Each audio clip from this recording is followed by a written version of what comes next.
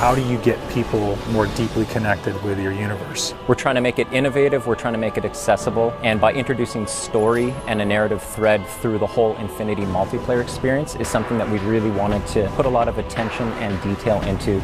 If it's a universe that everybody wants to be really excited about, it's got to grow and evolve beyond just an incredibly balanced suite of mechanics. It's got to speak to fantasy and what people want and what they expect.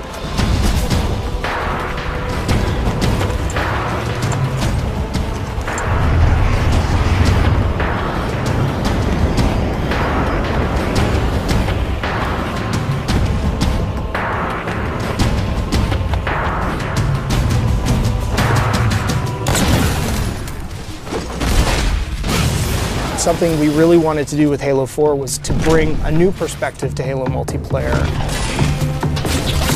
Flag assassination! The high-level philosophy for multiplayer was that we wanted to unify the competitive and cooperative experiences under this one big narrative banner that we call Infinity.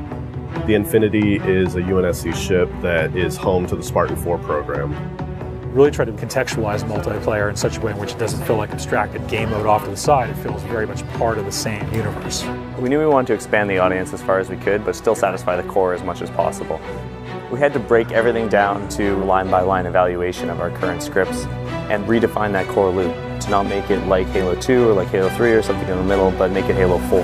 Halo starts with a philosophy that we've upheld, which is that your gameplay mechanics are consistent across every mode, so they don't change. We want to give players the power to choose which weapons they take in. People have their own personal favorites. It's a growth system in that you're unlocking customizations for your character, you're unlocking new weapons and abilities, but that's also helping to train you how to use those over time. You have armor abilities and armor mods, which are sort of under the hood modifications to your armor that give you abilities, give you passive changes. And then that completely fit in with our new scoring system. There's a lot of actions players take in multiplayer that contribute but don't necessarily put a score on the board. Because of the objective medals and all the extra ways you can score in a match, no players are finishing the game with a 0. Hail Mary. So one of the big things for us was making sure that people felt involved, felt like they could always contribute in some sort of way. You're getting rewarded for teamwork, your style, your kills, your assists, the objectives you complete.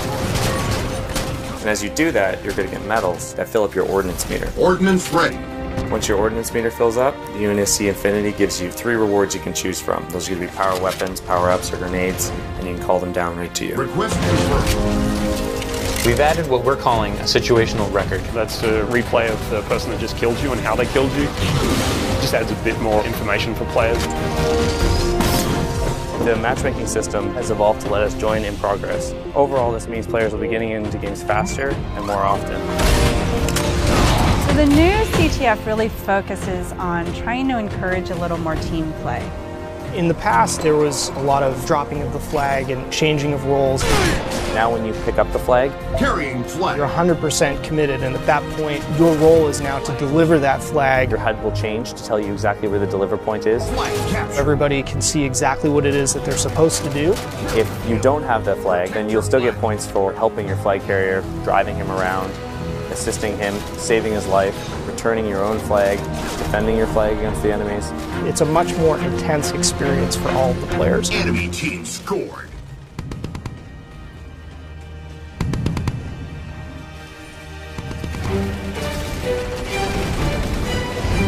Probably the biggest focal change is that we're trying to build more vehicle-friendly maps, and then to go with that we've got a new mode called Dominion. Dominion is everything we loved about big team battle mixed with objective-based gameplay. You have lots of vehicles, big power weapons, large maps, but now there's bases. As you reinforce the bases, then shields will come up, or you'll be able to activate turrets to kind of reinforce those locations. It's kind of like territories, but with a little bit more of a twist. Territory control. One of the biggest challenges was trying to get vehicle and infantry play to work really well on a large map that had a lot of interior space. In Longbow, for example, all the bases in Dominion are fully thought out features in the map, and that really lets you get that break-in and defend gameplay. The idea was to try and make sure that the team started here or here. The paths that they could take in between involved great pinch points, places where the vehicles would automatically run into each other and jump over each other.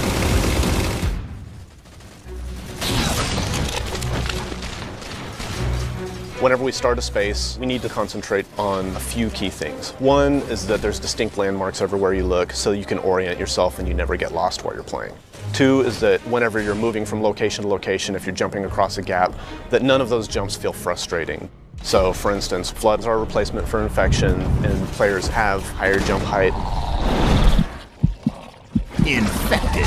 We needed to make sure that we could make a map that you're always going to hit your target, you're always going to be able to move around smoothly. Flood is a spiritual successor to Infection. We knew how popular this mode was, we knew it had a lot to live up to, so we didn't want it to just be a Slayer variant anymore. The ground up, it's a new script, it's its own mode now. And now when you're Flood, you get this new character model, you get a big claw, which you can completely slice the survivors in half with. If you look at the model, there's a set of fingers gripping the top of it. The idea being it's kind of been an explosive growth. As soon as they get infected, it just kind of pops out of them. There's like little teeth inside now. Survivor. In addition to all of the new elements that we're adding to Halo 4 multiplayer, we're bringing back and improving a bunch of old favorites. We're bringing back King of the Hill and Oddball. With Oddball, we also want to incorporate all the elements of our new scoring system. We're looking for ways to make it a team-based experience like never before. Instead of just running away and hiding, now players get points for passing, catching, intercepting the ball. It completely changed the landscape. We're working with Certain Affinity to build content for multiplayer. It's a pretty huge undertaking. Certain Affinity has been a great partner to 343 for many years. They worked with us on the Defiant Map Pack and Halo Anniversary. For Halo 4, they helped us with a bunch of multiplayer and Forge maps. And one of those maps will have a Griffball core in it. Gain the lead. Forge is our toolset that allows players to customize their own levels. So we give multiple spaces that each have unique components that you can kind of mix and match to make your own layouts. We felt like a previous permutation of Forge wasn't necessarily the most accessible. The biggest thing for us was trying to increase the speed at which you can build things. We have a lot of new components. First is a magnet system, which makes it easier to line up pieces to each other.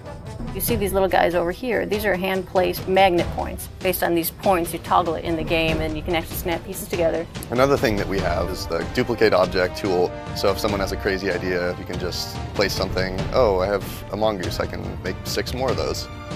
Whenever you exit your editing mode, you'll end up seeing shadows cast on the pieces that you placed.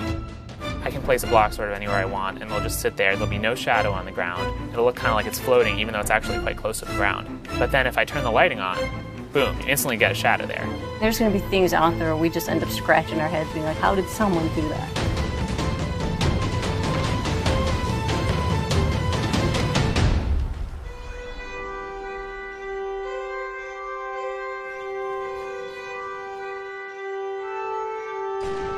In the tradition of remaking maps, we've chosen to do Valhalla, and this time we're calling it Ragnarok.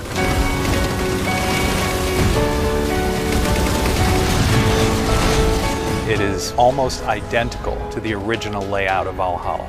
We fine-tuned things for jetpack and things like that. But the biggest change to this map is the addition of the Mantis. The Mantis is probably the biggest new sandbox toy we have this time around. When you walk up to it, you'll see it sitting on the floor, and so you hop in this hatch in the back. On its right hand, it's got an enormous UNSC chain gun, and then on the left side, it's got a 5-canister rocket pod. You can use both weapons at the same time, and the rocket pod itself, you can charge up and actually fire all 5 rockets at once.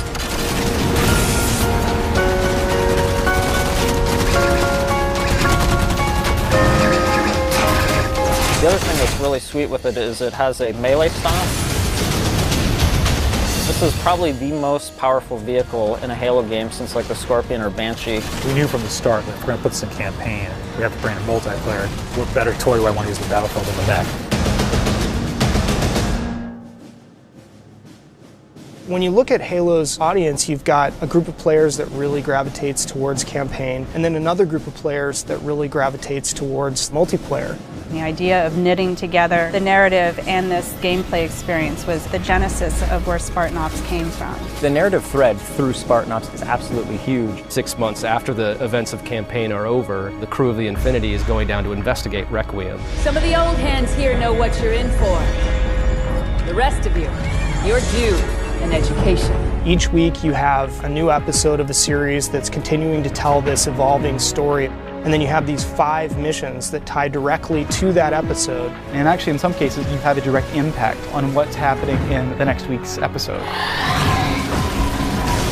relax yet. You've got more hostiles headed your way. There are both creative challenges and production challenges. One is it's just a huge amount of content. We have, 50 missions that we're developing over the 10 weeks of the Spartan Ops season. We only have this much space, we only have this much RAM, we only have this much bandwidth. So we had to do a lot of technical trickery so that everything that we wanted to accomplish was able to happen. We want you to feel invested as part of the story. We wanted players to feel like they're accomplishing something. You rise up through the ranks, and once you get up to 50, we have what are called specializations. Specializations are kind of the end game for your Spartan career. Each specialization has an armor set, a bunch of emblems, an armor skin, and probably the biggest thing is that you can also unlock an extra armor mod. You can actually have a little gameplay item. Are you a vehicle guy? Are you a sniper? Are you someone who wants to level up faster? We actually have a mod that lets you earn XP a bit faster. It's more about specializing how you play at that point rather than the core gameplay mechanics being modified. So all the choices that you're making carries into the Spartan Ops experience. I'm going to tune in every week. We'll experience a story together for the first time as friends, and then we'll go play together as friends. And so this sort of new version of the water cooler. Spartan Ops will be one of those pinnacle moments for us in the franchise of creating new expectation for gamers and really delighting people with just great new functionality.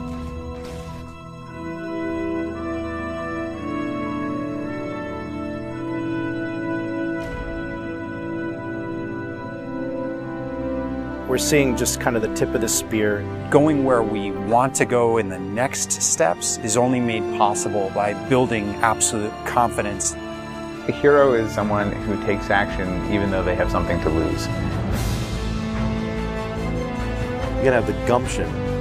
You gotta have the confidence to go after it.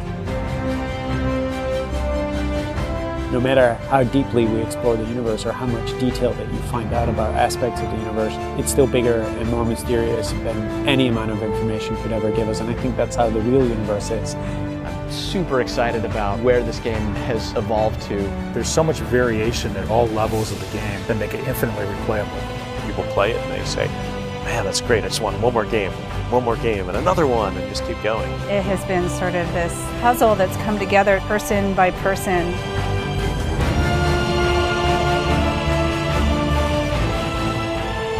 To me, that's the most fun thing, is seeing people play it, enjoy it, have fun. And you know it just started with that single spark, that single sentence from one designer to another.